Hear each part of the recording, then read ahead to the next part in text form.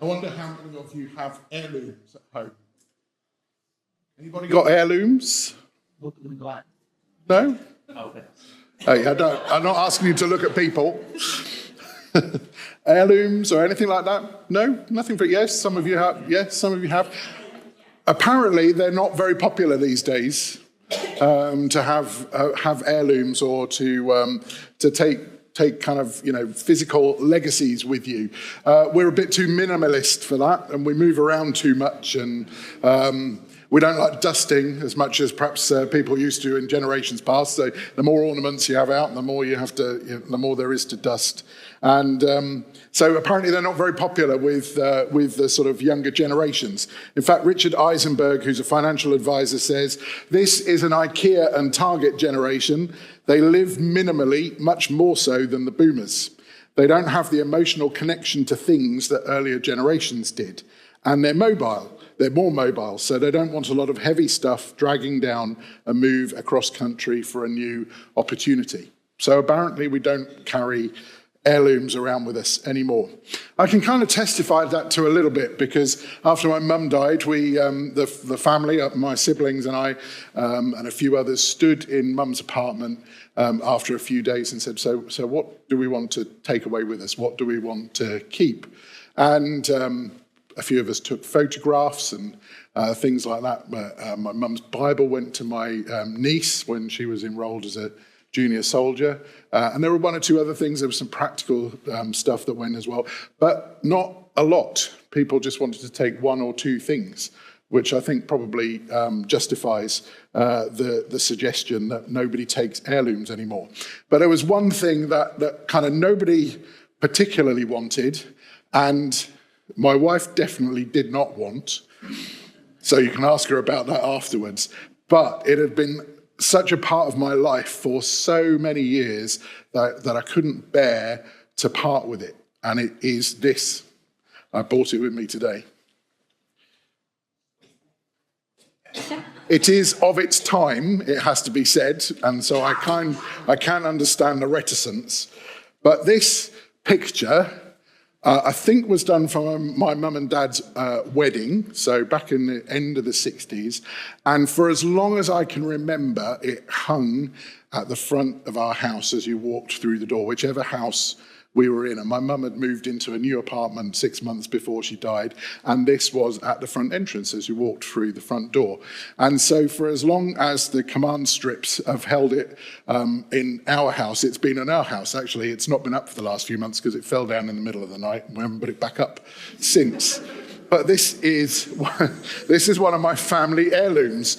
I'm pretty sure that if I went out to a shop somewhere to buy a picture to put up in our house, I wouldn't choose this one or anything that looked like it.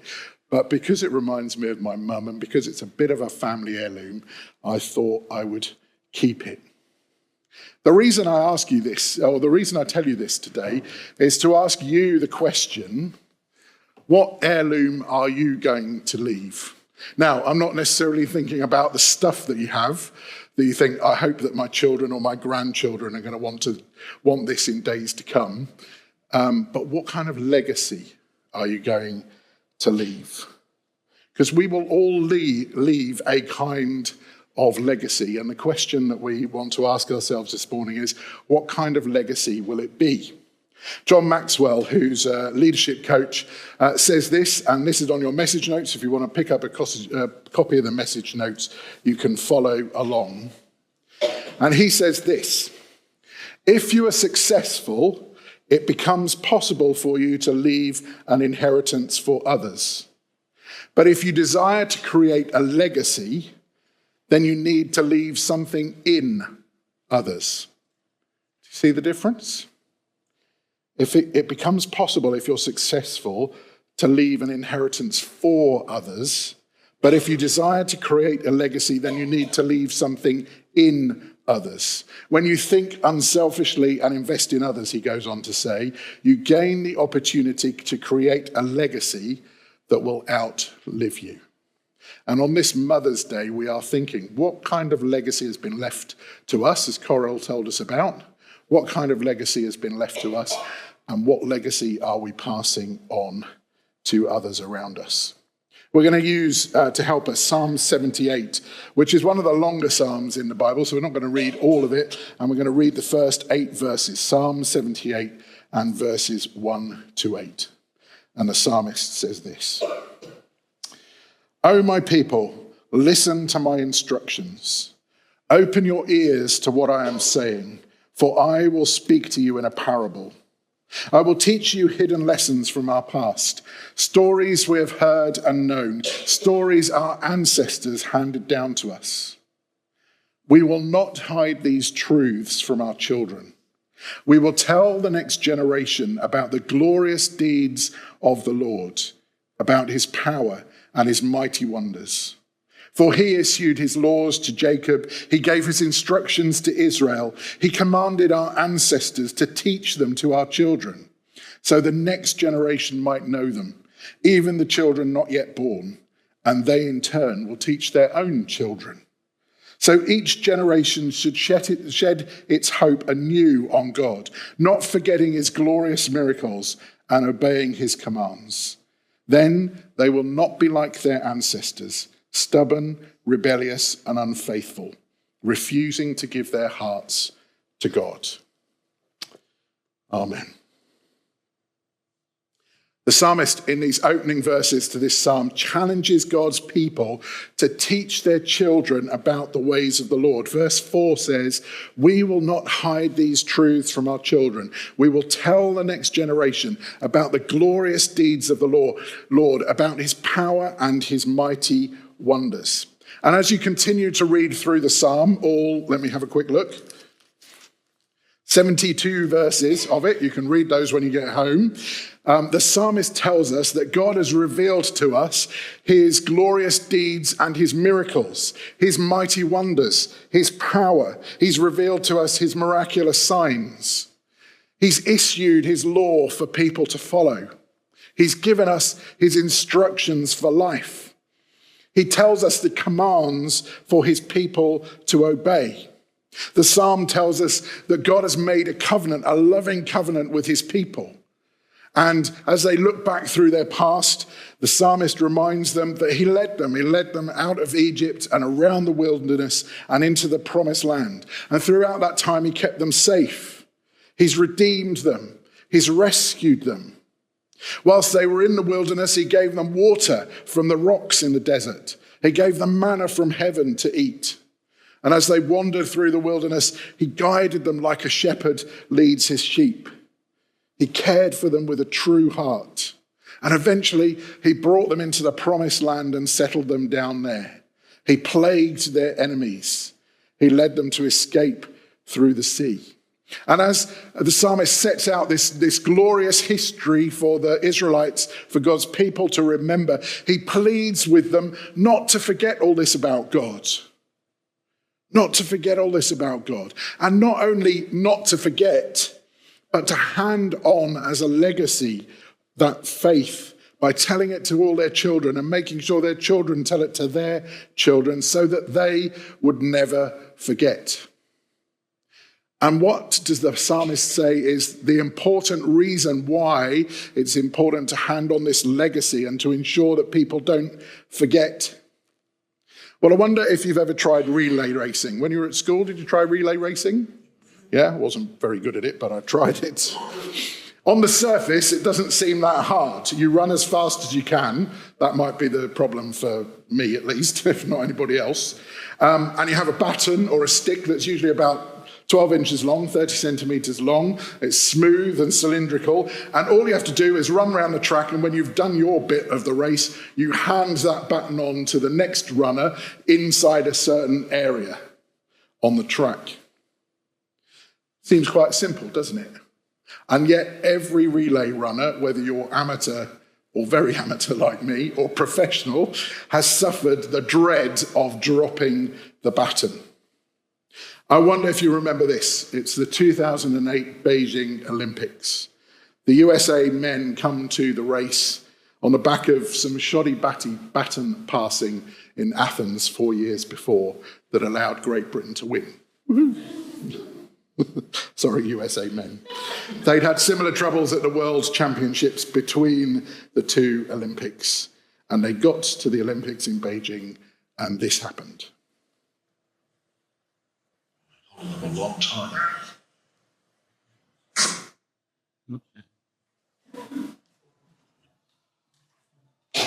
I promise you it happened.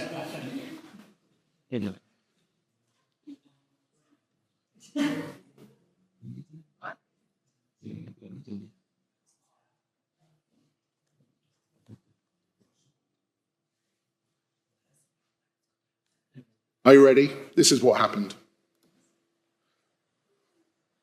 A long time. Good clean start. It's Moreira of Brazil in lane 2, closest to the inside field. Heirloom of the Netherlands. Susanna of Japan in lane 4.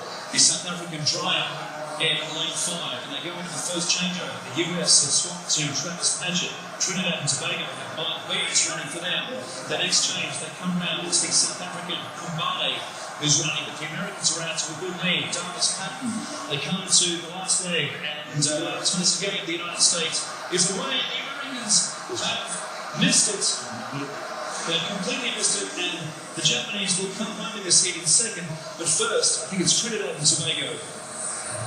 Tyson Gay out off his mark a little bit too early.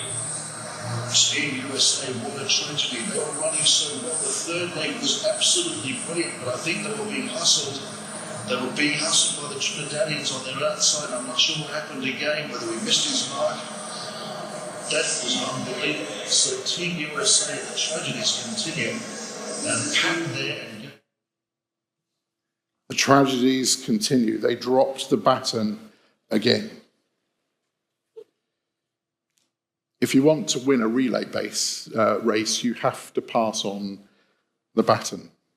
Before the 2012 London Olympics, 4 years later, one of the men on the USA's relay team said, "We've got the history and we've got the talent right now. No one can deny that. We just need to get the stick around. That's it. We just need to get the stick all the way around and win."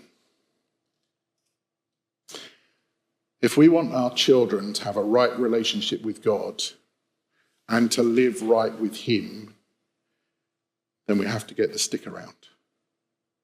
We have to pass on the baton. You and I have the history. God has given us all that we need to share with them. We just have to get the stick around. We just have to pass the baton. And the psalmist says that if we drop the baton, then our children will be defeated by their enemies because they'll forget who God is. And if they forget, they're likely to rebel against God. I was struck again this morning as we were reading it just then, that last verse, verse 8. Then they will not be like their ancestors, stubborn, rebellious, and unfaithful, refusing to give their hearts to God. Only if we pass the stick. Only if we pass the baton. And if you take a step back and you take a bird's eye view of the Old Testament, then you will realize that the Old Testament is the history of God's people forgetting and rebelling, turning to God and then forgetting and then rebelling, turning to God, forgetting, rebelling, defeated by their enemies and by themselves. And if just once during that cycle of turning to God and then forgetting and then rebelling, somebody had said, but God has redeemed us and he will provide, then they might just have avoided their defeats and their rebellion. That reminds us of the importance of an active, constantly refreshed memory, living with an immediate sense of what God has done and what he still can do. You see, if we fail to remember who God is and what he's done for us, and if we fail to pass this on to our children and our grandchildren and the children in our core and those around us, then it's likely that they will fall into one of two traps. They will either assume that because God loves them unconditionally, which he does, then they can live as they like and it won't affect their relationship with God. Or they'll fall into the second trap of believing that God's love for us is conditional and it's based on our performance, and that we must burn ourselves out to gain God's approval by living the right kind of life. Those are the two traps we can all fall into, our children and our grandchildren included. And so to avoid these traps, we all need to be reminded that God does and will act on our behalf, and that our response need only be to trust and to follow him. One mother who might inspire us today is Susanna Wesley. She was born in 1669. She never preached a sermon. She never published a book. She never founded a church. But she's still remembered today. I counted this up. Is it 300, 400 years? I've forgotten now. 300 or 400 years ago. She is still remembered today as the mother of Methodism, and by an extension, an ancestor of the Salvation Army. The example of faith and religious reverence that she set for her sons John and Charles Wesley inspired them to become powerful spiritual leaders who launched the Methodist movement. The world would not have John Wesley or Methodism or the Nazarenes or even, dare I say, the Salvation Army and other denominations and movements without Susanna Wesley. She passed on the baton. She made sure that the stick got around. She left a legacy. And whether we're mothers or not, we should be inspired to do the same. How can we do it? How can we pass on a legacy? Well, we can begin by listening to God's teaching ourselves. And not just 20 minutes on a Sunday, where after about 15 minutes we start looking at the clock and wondering how long the preacher's going to go on for. But every day, listening to God's teaching ourselves. We can pass on a legacy by telling our children, our grandchildren, our nephews, our nieces, the young people in our court about the wonders of God. And sometimes it's as simple as, on a lovely day like this, just pointing out how wonderful nature is. The blossom that's now on the trees, all the different coloured greens, as my mum would say if she was here. We can leave a legacy. We can pass on the baton by teaching our young people from the Bible. Not leaving it to Taryn, not leaving it to other specialists, but teaching them what we know from the Bible. We can leave a legacy by showing them the example of trusting God through prayer. Yes, in the good times, but even more so in the tough times. Actually showing our children that the example of trusting God through prayer. And then we can pass on a legacy by remembering what God has done for us, as the psalm sets out for God's people in the Old Testament, remembering what God has done for us, and then giving thanks and showing gratitude to him in front of our children so that they learn to do the same. On this Mother's Day, for all of us, I encourage us to take the opportunity to reflect on what legacy we're leaving to our children and the children that we know.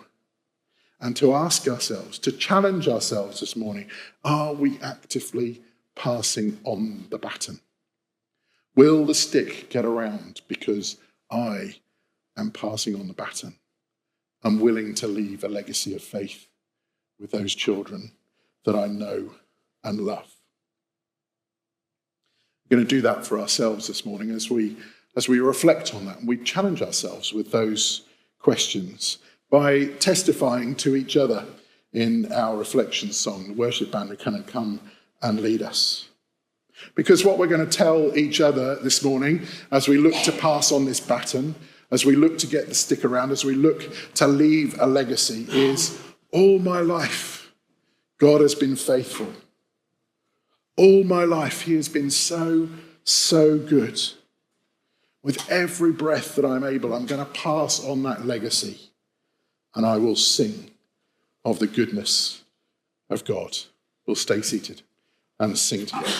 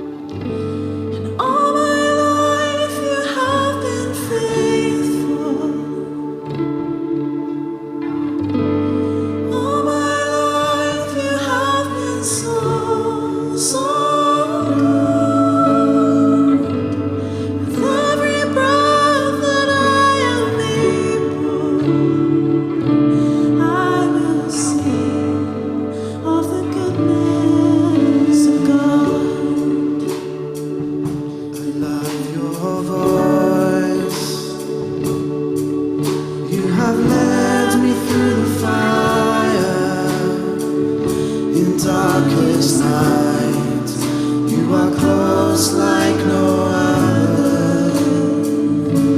I've known you as a father, I've known you as a friend, and I have lived in the goodness of God. My life you have been faithful. All my life you have been faithful. All my life you have been so, so good. With every breath that I am able, I will sing of the goodness of God. Your goodness is running after me. Your goodness is running after me. With my life laid down, I'm surrendered now. I give you everything. Your goodness is running after me. Your goodness is running after me. Your goodness is running after me. With my life laid down, I'm surrendered now. I give you everything. Your goodness is running after me. And all my life you have been faithful. All my life you have been so, so good. And every breath that I am able, I will sing of the goodness of God. Yes, I will sing of the goodness of God.